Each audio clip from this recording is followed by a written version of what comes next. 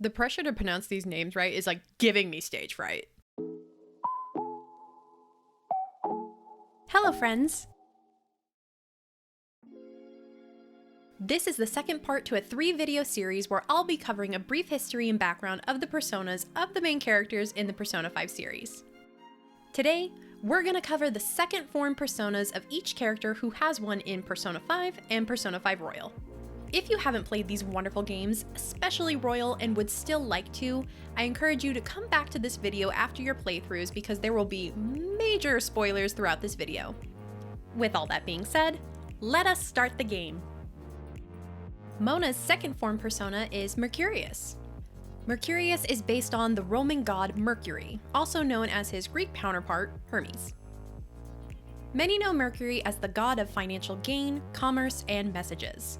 In Roman mythology, Mercury wore many hats, as he served as a patron to merchants and travelers, a messenger of the gods, and even a member of the De Consentes, a list of the 12 major Roman deities. It's said that Mercury was the child of Maia, one of the Pleiades, or one of the 7 daughters of Atlas and Pleione. According to sources, Mercury's dedicated temple was located in Rome on Aventine Hill in 495 BCE. It's said that Mercury was honored with Mercuralia, or the Festival of Mercury, celebrated by merchants alike in hopes for good luck and prosperous business.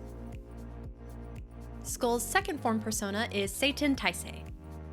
Seiten Taisei is based on the Monkey King Sun Wukong, one of the protagonists from the novel Journey to the West by Wu Chang'an.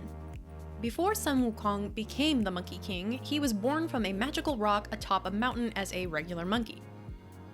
Well, a monkey who could walk and talk, but I digress. A lot happened to him during his narrative and lifetime, but I'll do my best to sum it up. Sun Wukong was mischievous to say the least. Narratives describe him as brash and at times even volatile. He led a group of monkeys whom he cared for and functioned as a sort of family. His exploits included, but were not limited to, establishing himself as a forest demon, battling the Dragon King Long Wang, erasing his and his monkey friends' names from the Book of Life and Death, pissing off the Jade Emperor so much that he sends a whole battalion to arrest him, and need I go on? After his adventures and a very long punishment involving being pinned under a mountain, Sun Wukong was released by a monk named Tang Sanzang, which led him to eventually casting aside his angry and greedy ways to finally achieve enlightenment. And yes, the Japanese onyomi reading for Sun Wukong is Son Goku. Hey, it's me, Goku! Panther's second form persona is Hecate. Hecate is based on Hecate, the Greek chthonic goddess of witchcraft and magic. There is some speculation and debate among scholars when discussing the origin of Hecate. Many trace her impact on the people of Thessaly, specifically with the ancient Carian population in Lagina, also known as Asia Minor and modern-day Turkey. Hecate was often associated with pathways and crossroads, which could be a couple of reasons for how she's depicted. While earlier depictions of Hecate feature a single form clad in classic long robes, her appearance evolved over time. More recent depictions of the goddess often appear in a triplicate form, 3 bodies posed back to back, surveying each direction.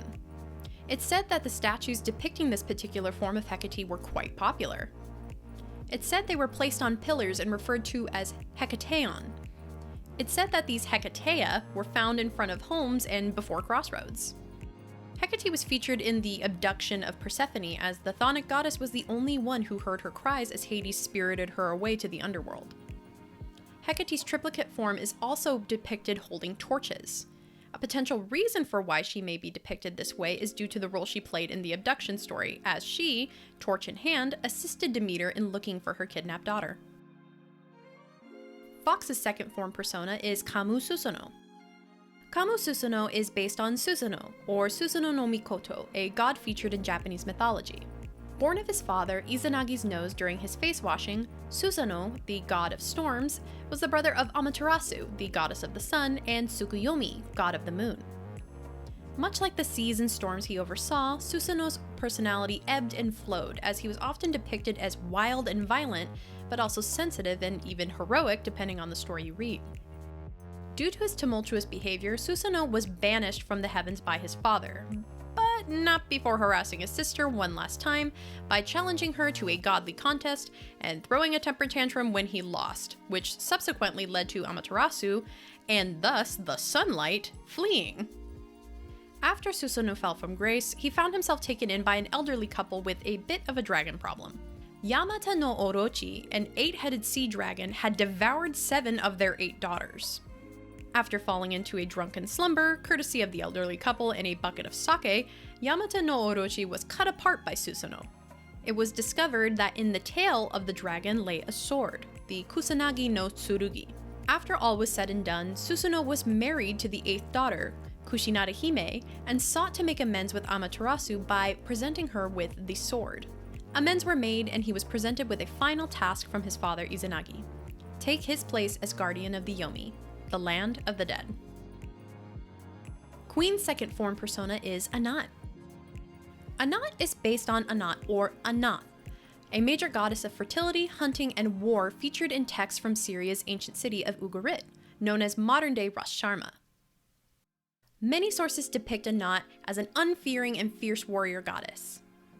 In Ugarit text, she was noted to be the consort of Baal. In one myth, Anat alongside her sister Astarte are the daughters of Re, or Ra, the god of the sun. In cuneiform text, Anat revels in slaying Baal's enemies. Eventually, when Baal met his end to Mot, it's said that Anat tracked him down and grinded him down like grain. According to some sources, Anat's cult was established in Egypt near the end of the Middle Kingdom, which, according to sources, spans between 2030 to 1650 BC. It's said that her prominence increased greatly under the rule of Ramses II, as he named his daughter, and later wife, Bintanat, after her legacy. Oracle's second form persona is Prometheus. Prometheus is based on, wouldn't you know it, Prometheus, the Titan god of fire in Greek mythology. Prometheus's name is actually quite interesting when you break it down. His name contains the Greek prefix which translates to before and the verbal root for to think. Put those two together and you get something that can translate to forethought or forethinker. His name serves as a neat indicator in the role he plays in the mythos. During the Titanomachy, instead of banning against the Olympians like expected, he portrayed his Titan siblings and sided with Zeus. He was extremely intelligent and cunning, but often toed the line with Zeus after the Titanomachy was over. In an effort to outwit and defy Zeus, Prometheus stole fire from Mount Olympus and gave it to humankind. In that benevolent act, he also taught humans how to trick the gods, and boy, this really got Zeus's goat. And in Zeus fashion, he chained Prometheus to a rock where his liver would be eaten every day by a giant eagle. And because he's immortal, thus began the punishment of Prometheus's no good, very bad eternity. Noir's second form persona is Astarte. Keeping with the theme, Astarte is based on Astarte, or Ashtart, the Middle Eastern deity and goddess of war and sexual love. Sound a bit familiar? It should! It's said that Astarte was the sister of Anat and daughter of Re or Ra, like we mentioned earlier. Like her sister, it's noted that Astarte was also worshipped in Egypt and Ugarit. Some scholars note that she may have also been prominent in Canaan as well, which according to sources encompasses modern-day Lebanon, Israel, Palestine, parts of Jordan, and parts of Syria. Depictions of Astarte feature her with horses and chariots, as she was noted to have been known as a warrior goddess, much like her sister. She was also often depicted naked and sometimes with wings or horns. Stories featuring Astarte typically revolved around her prowess as a hunter, as well as her relationships with the gods Baal, El, and Set. There's not much information about the details of her relationships with these gods, but it is speculated that she may have been the consort of both Baal and Set. Crow's second persona is Loki. Loki is based on Loki. I'm out of sassy one-liners. The trickster god of fire in Norse mythology. Loki's trickster reputation is held up by the endless tales of his mischievous affairs. He had the ability to shapeshift, which further fueled his ability to fool almost anyone. Whether it was pleasure, wealth, knowledge, or for the heck of it really, the shapeshifter god would find a way to get what he wanted. It's noted that Loki was a member of the Aesir, a tribe of chief gods who dwell in Asgard. Although he was a part of the Aesir, he had quite different priorities compared to the other chief gods such as Freya and Thor. While fellow members of the Aesir strove for order, Loki didn't. See, according to sources, Loki could go either way depending on the situation and his stake in it.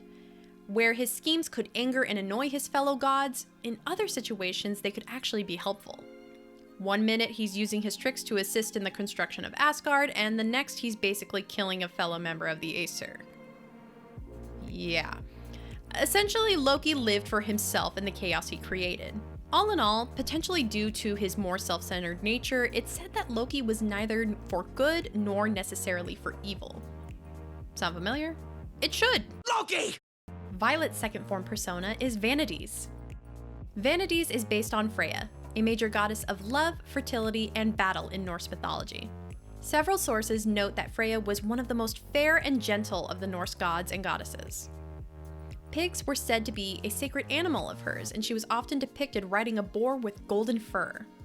Other depictions feature her riding a chariot drawn by black or gray, and I quote, domestic cats, which is just so fun to me.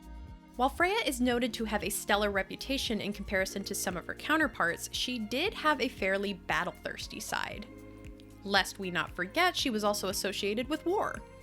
Scholars note that due to her sheer ferocity and skill, it's said she slew half of the lives ever taken in Norse battle. Due to linguistic changes and differences, ancient sources sometimes refer to Freya as different names, such as Seer, Valfreya, and of course, Vanadis. If you made it this far, thanks for watching. And if you enjoyed this video, then maybe subscribe and see what I get up to from time to time.